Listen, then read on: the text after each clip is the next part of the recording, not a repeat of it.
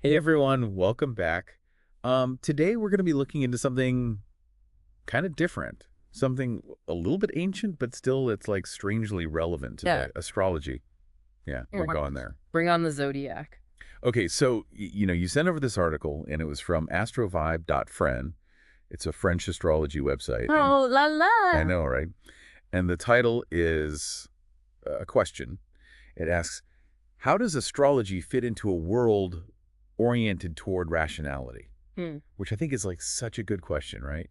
Definitely, it really gets at that tension that a lot of people feel. Yeah, it's like this push and pull. And, we were talking before we started recording, and you were saying how you're seeing this especially with younger generations, right? Yeah, like in our world, it's so data-driven, right? Like everything's got to be evidence-based. Totally obsessed with logic, Exactly. And yet you have this resurgence of interest in astrology. which is so interesting. Yeah, and the article really digs into that. It talks about how for centuries, astrology and astronomy were totally intertwined. Oh, yeah, they weren't seen as like separate things. Not at all. Like, think about Ptolemy or Kepler. Huge names in science. Exactly. These were like scientific giants. And they didn't see any contradiction between studying the stars, from a scientific perspective and also finding meaning in their positions. It's like they saw the stars as having this like double meaning or something. Right. They held both physical and symbolic weight. Okay. But then like everything changed. Well, things started to shift. Yeah. Yeah, with the scientific revolution. Right. Did that just like completely upend everything? It was definitely a turning point for sure. The rise of empirical evidence and the scientific method that kind of led to a separation. Like a parting of ways. Yeah, astronomy became much more focused on, like verifiable, repeatable experiments. That's a hard science. Exactly. Yeah. While astrology kind of stayed in the realm of, symbolic interpretation, meaning making. So it went its own way. You could say that. But here's what I find really interesting, okay?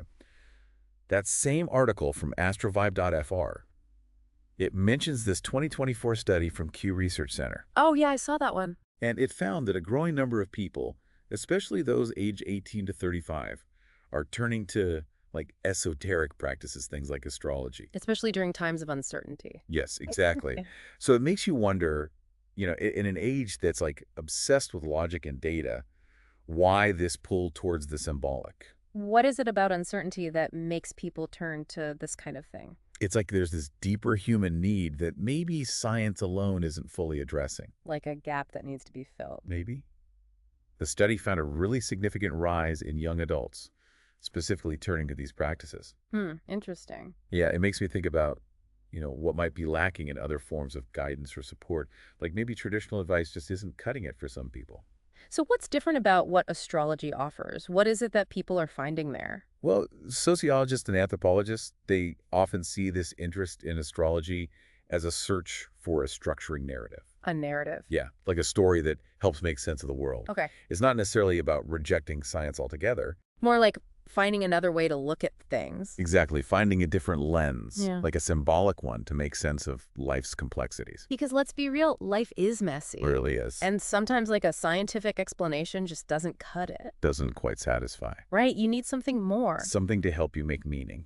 But isn't there a risk, like, if more people are turning to astrology, that they might take it too literally? Oh, absolutely. Like, reading their horoscope and thinking, oh, this is my destiny. It's all predetermined.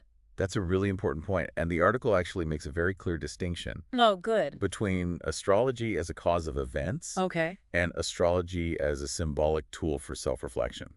Got it. So it's not about the planets like literally dictating your destiny. No, not at all. It's more about using them as metaphors to understand yourself better. Your inner world. Yeah, your patterns, Yeah. your potential even. So more about understanding ourselves than trying to like predict the future. Right, think of it almost like a language. Oh, a language. Okay.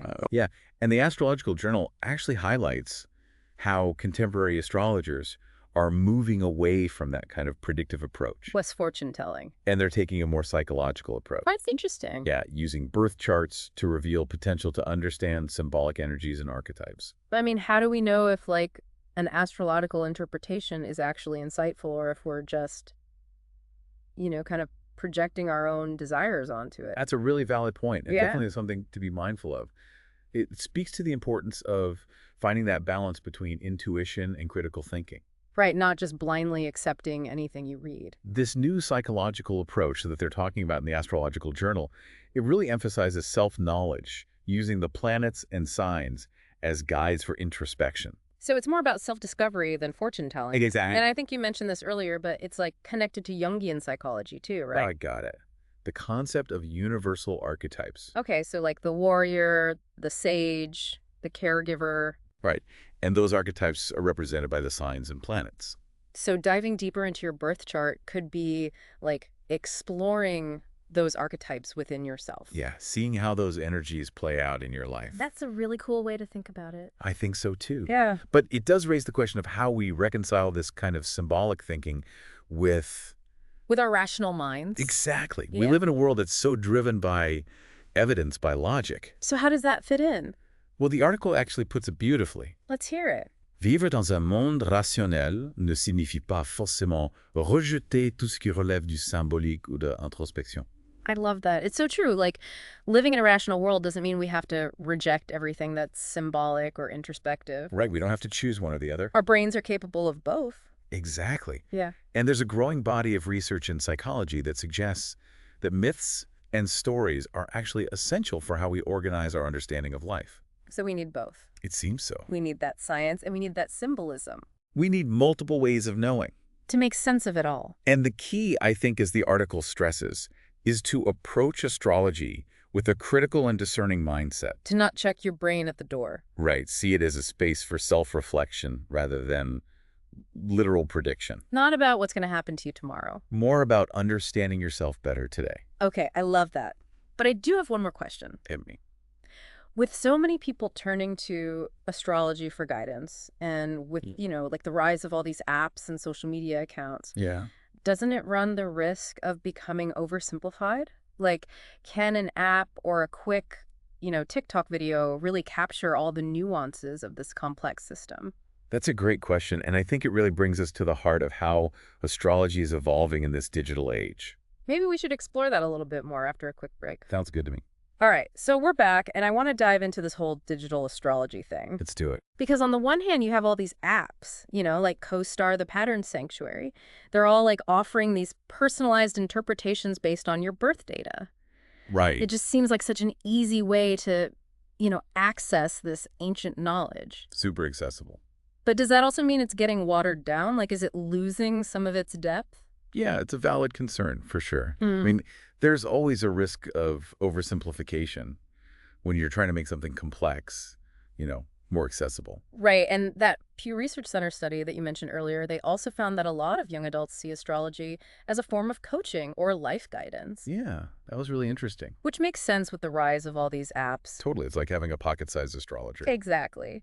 But can an app really replace like an actual human astrologer who can, really dig deep into your chart? That's a good question.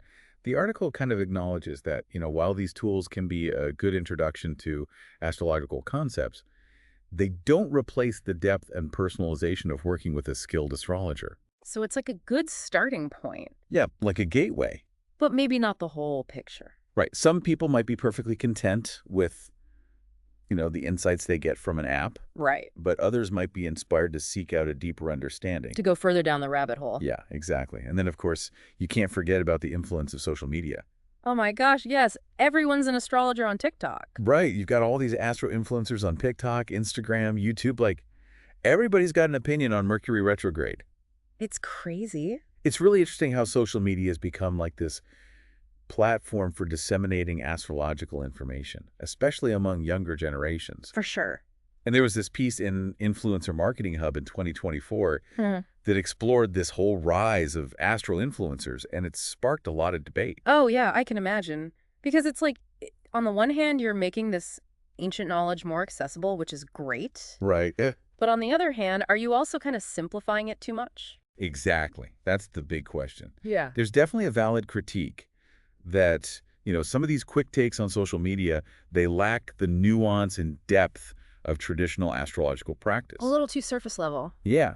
But at the same time, it's also important to recognize that this increased accessibility has introduced astrology into a whole new audience. So many more people are talking about it now. Yeah, and that sparked curiosity and conversation.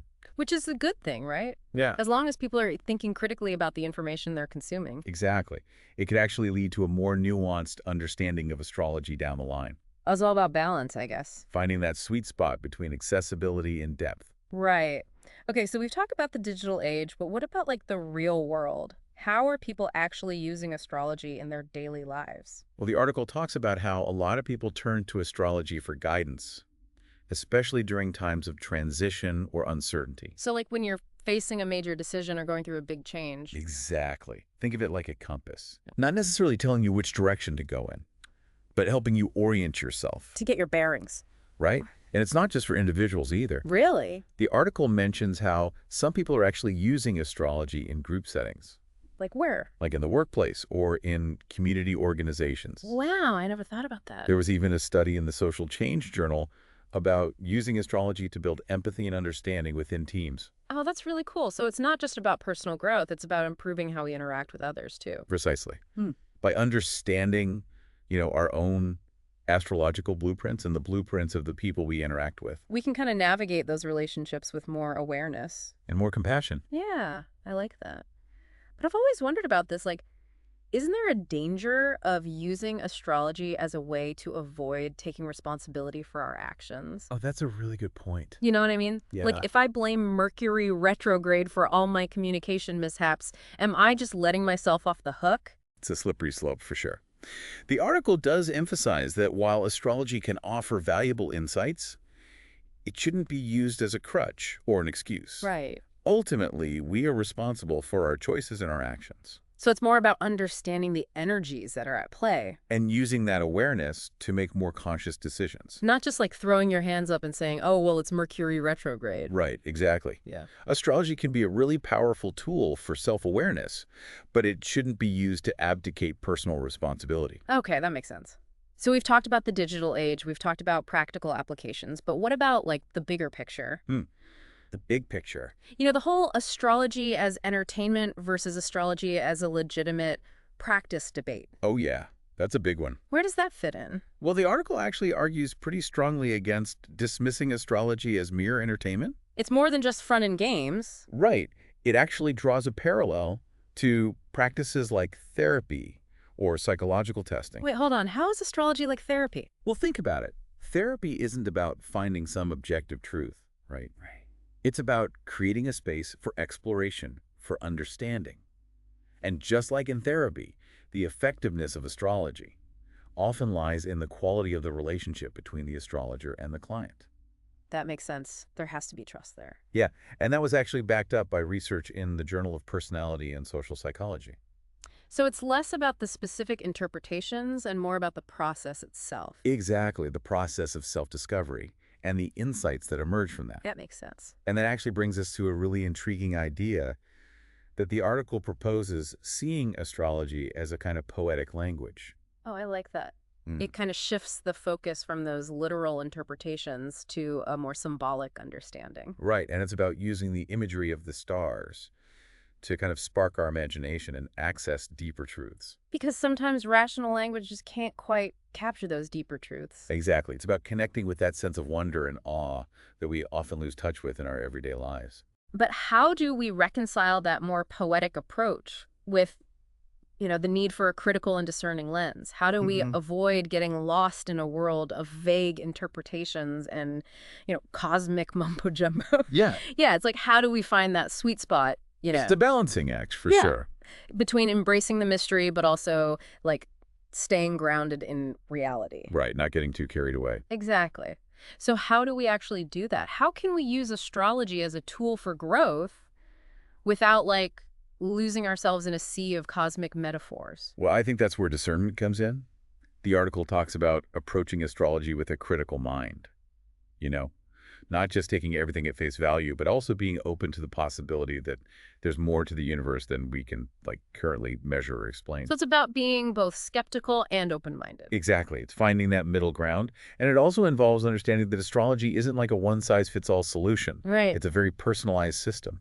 So, like, forget those generic horoscopes in the newspaper. Yeah, exactly. It's about going deeper, understanding your individual birth chart. Which is where working with a qualified astrologer can be really helpful, right? Absolutely. They can guide you through the complexities of your chart, help you make sense of all the placements of the planets and signs at the moment you were born. So it's like having a personalized map of your inner landscape. I love that analogy. That's a great way to put it. It can help you navigate all the different terrains within yourself. Yeah, You know, that makes sense. like, for example, understanding your moon sign. Oh, yeah, the moon sign. That can offer a lot of insights into your emotional needs and patterns. So, like, if my moon sign is in Cancer, which is known for being, like, nurturing and caring, Right. does that explain why I'm always the one my friends come to for a shoulder to cry on? Well, it's not about making deterministic predictions, Yeah. but it can help you understand the energies that might be influencing your emotional responses. The underlying currents. Exactly. It's about recognizing patterns and using that awareness to kind of navigate your relationships with more understanding. Okay, so it's not just about predicting the future, it's about understanding yourself better. But can astrology actually help with, like, big life decisions? Like, what kind of decisions are you thinking about? Like, career changes, relationships, those moments where you're at a crossroads? Those are big ones. Yeah, exactly. And I think it's important to remember that it's not about the stars making decisions for you. Right. It's still a tool for self-reflection. A way to illuminate the path. You got it. So let's say you're considering a career change, right? Understanding the symbolism of your midheaven, which is the point in your chart related to your career and public image, that could provide some really valuable insights. So it's like getting a cosmic pep talk. Astrology is my career counselor. Uh-huh. I like that. It's about tapping into those archetypal energies associated with different professions and seeing how they resonate with your own chart, So instead of just like blindly following a path that doesn't feel right. which so many of us do. I know, right? You could use astrology to kind of uncover those careers that actually align with your natural talents and passions. Exactly. Astrology can illuminate potential paths and help you connect with a deeper sense of purpose. I love that. And speaking of connections, what about relationships?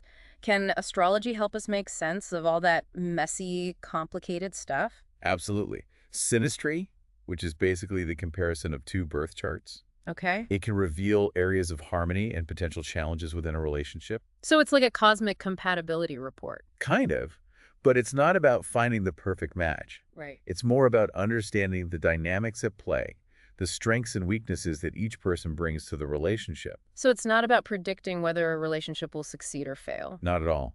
It's about using that astrological knowledge to gain a deeper understanding. Instead of just blaming the stars for all your relationship problems. Right. You can use that awareness to communicate more effectively and work through challenges with greater empathy. This has been such a fascinating conversation. I'm like starting to see how astrology, when it's approached with the right mindset, can be such a powerful tool for personal growth. It really can be. But I have to ask, for all those skeptics out there, the people who see astrology as nothing more than a parlor game, Yeah. what would you say to them? I would encourage them to approach it with an open mind and a healthy dose of curiosity. Astrology isn't about blind faith. Right. It's an invitation to explore a different way of understanding the world, to tap into this rich, symbolic language that has resonated with humans for centuries. And if it doesn't resonate for them, that's totally okay too. Of course, no one's forcing anyone to become an astrologer. Right. But for those who are even a little bit intrigued, I'd say take the plunge. Yeah. You might be surprised by what you discover. It all comes back to that idea we talked about earlier, expanding our perspectives. Exactly. It's not about replacing science or logic, but seeing them as complementary ways of understanding the world. Astrology offers a different kind of knowledge, one that speaks to our intuition, our imagination, and our connection to something larger than ourselves. And maybe, just maybe, by embracing that cosmic curiosity, we can all find a little more meaning and magic in our everyday lives. So keep looking up, keep exploring, and who knows, you might just find that the stars have something to teach you. I love that. Well, that's all the time we have for today, but thank you so much for this amazing deep dive. I feel like I've learned so much. It's been my pleasure. Thanks for having me.